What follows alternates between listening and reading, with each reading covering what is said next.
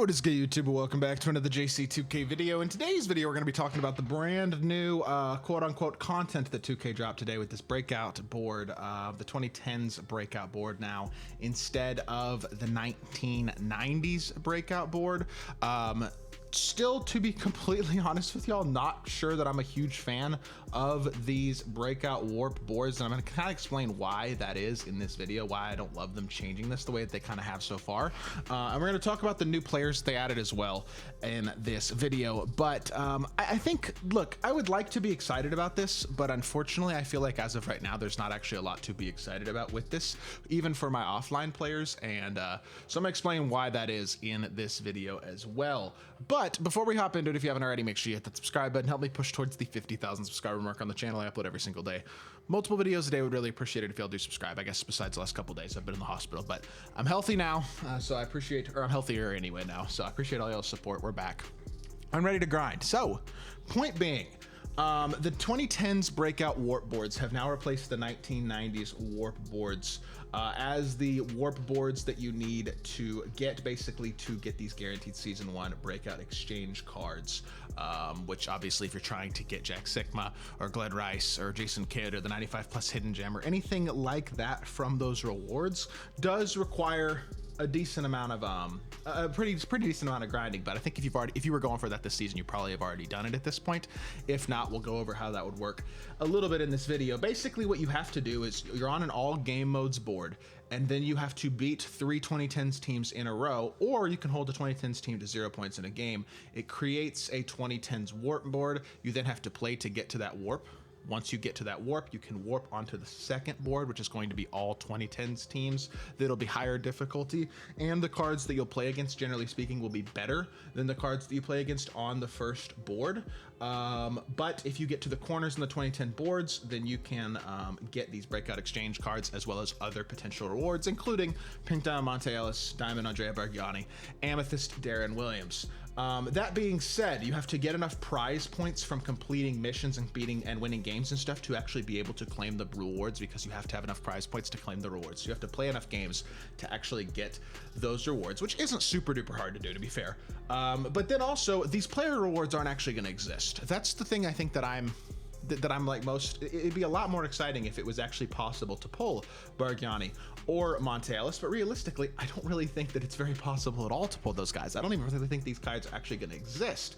On the last board, it was Pink Diamond Otis Thorpe, and I think the Diamond was Bruce Bowen, and the Amethyst was, I don't even remember who the Amethyst was. It was Doc Rivers, I think. Those cards didn't exist. People didn't see them on these boards. They weren't popping up like at all. So they're so extremely rare that it's like, there's almost nothing to be excited about with these cards because they're not going to exist. And because we know they're basically not going to exist, it's like, it's a lot harder to get excited about it when you just know there's nothing good. There's no likelihood of actually really pulling a special player like that. Not only that, but both Monte Ellis and Andrea Bargiani, 2KDB is loading really slowly right now, but both of those cards are legitimately, in my opinion, downright mediocre cards. Bargiani's 67 speed. Yes, he's a great popper, but he's mediocre athletically. He's mediocre defensively at best. Needs a bunch of badges just to be a solid option. He's really only good at shooting, and he's got Magic Johnson base, which isn't even that good of a jump shot. Carmelo Upper's good, but in general, these are not the animations or the stats and badges of a legitimately good big man. So not only is he not going to exist, he's also not very good. And the same can be said for Monte Ellis, who already is too small compared to the most of the point guards that people are really using at the highest level anyway.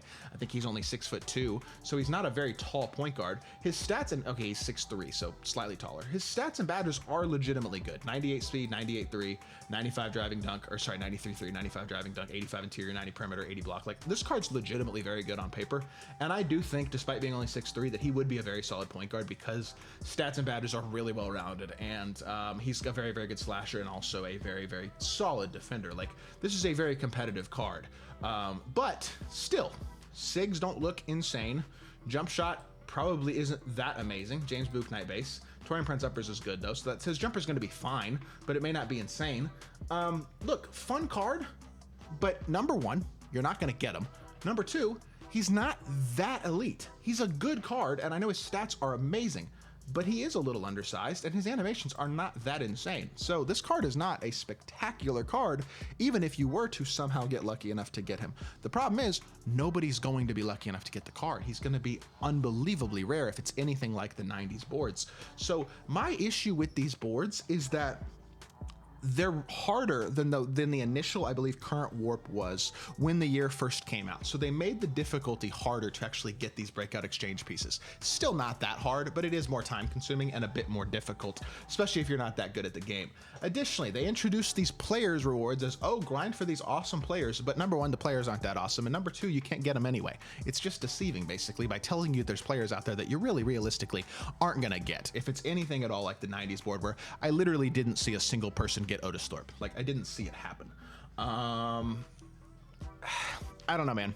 For me, the biggest issue by far with season 1 of NBA 2K26 My Team has been the lack of content on a day-to-day, week-to-week basis that's actually worth interacting with.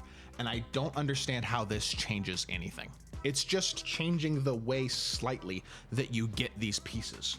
It doesn't really make it easier. It doesn't make it more fun. It doesn't make it more rewarding. It's not actually like an exciting update. It's just a visual update, basically, that doesn't really actually do much in terms of the actual game mode and making the mode better.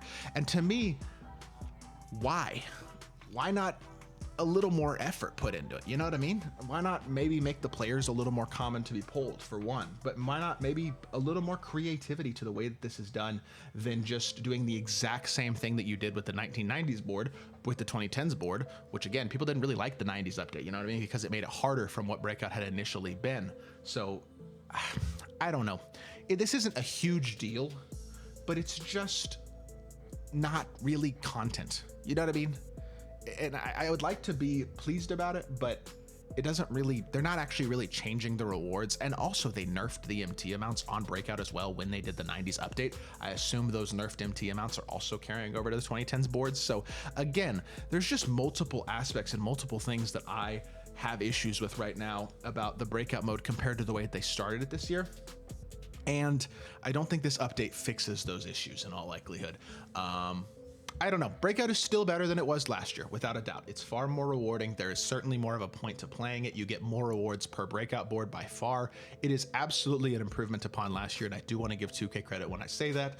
I don't want to just sit here and complain the entire time. That being said, they have already taken a step backward from where it was when the year started, and that's not a great sign. And I don't love stuff like this that basically is just pretty much false advertising. Because Monte Ellis, Andrea Bargnani, Darren Williams, those cards aren't going to exist. And to be fair, Darren Williams and Andrea Bargnani aren't even good. So I don't know. It is what it is. I'm done complaining. I appreciate y'all's support. And I hope that somebody's excited about this. Me personally, I'm not. That's all I'm saying. I hope y'all did enjoy the video. If you did, make sure you hit that like button, leave a comment, and subscribe.